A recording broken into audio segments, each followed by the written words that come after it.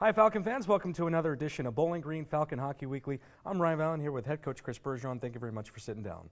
Thanks for having me, Ryan. So, Coach, it was another picture-perfect weekend for you and your team. Go up to the Sault Ste. Marie and are able to come away with 6 points against Lake Superior State. Jumping right into things on the first game, it was kind of even throughout the first period, and then a huge explosion by your team in the second period with 3 goals, held on and got the victory. Yeah, I saw it the same. You know, the only part about Friday I didn't like was our third period, and that was because we started to take some unnecessary penalties. I mean, we knew our opponent was going to push. They're down 3 goals at home going in the third period.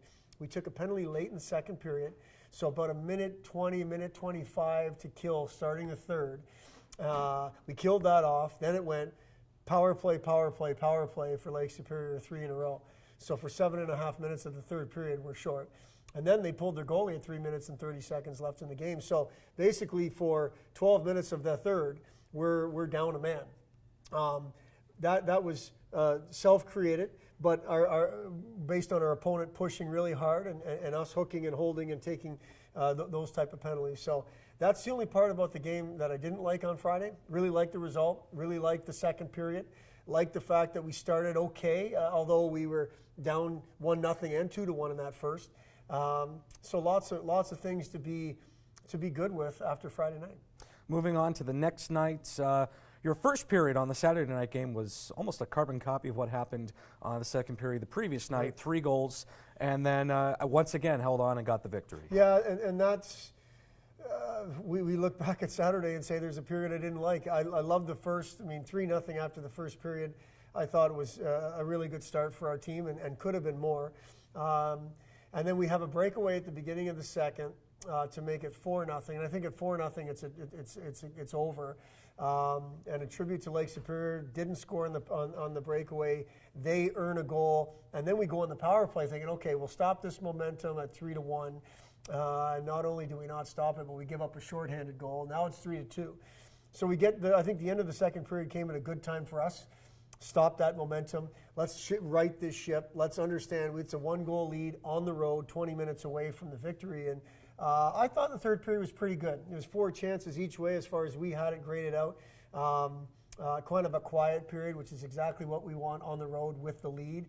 And at the end of the weekend, looking back, 4 out of 6 periods we were good.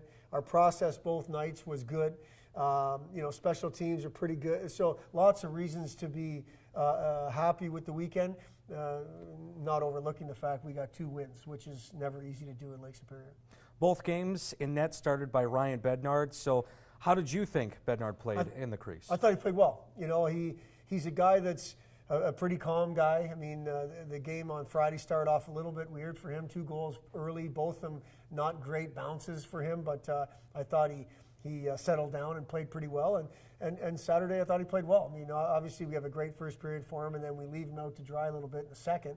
But I thought in the opportunities that we did give up, he was there to save, and you get 2 victories again. It's a good weekend no matter how you look at it. Moving on to the weekend that is coming up, Michigan Tech. Before we get to the opponent, though, will be senior night on Saturday.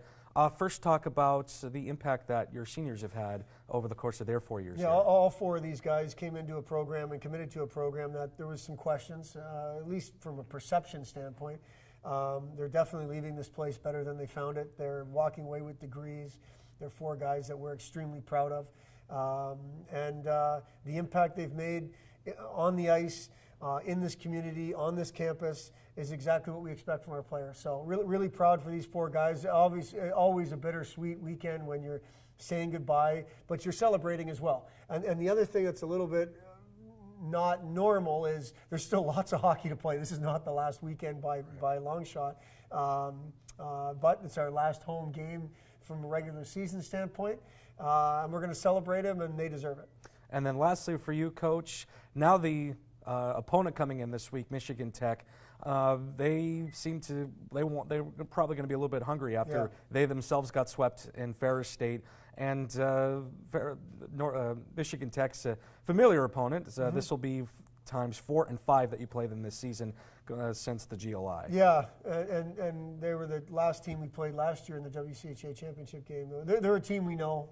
I think there's a good rivalry building. We want to be like them as far as the championships they've won, as far as the consistency they've had in this league. I agree with you. They're going to come in hungry this weekend because of what happened last weekend and because they're playing Bowling Green. They've still got lots to play for this year, as do we. I'm looking forward to a fun, hard weekend of hockey for sure. All right. Thank you very much, Coach, for sitting down.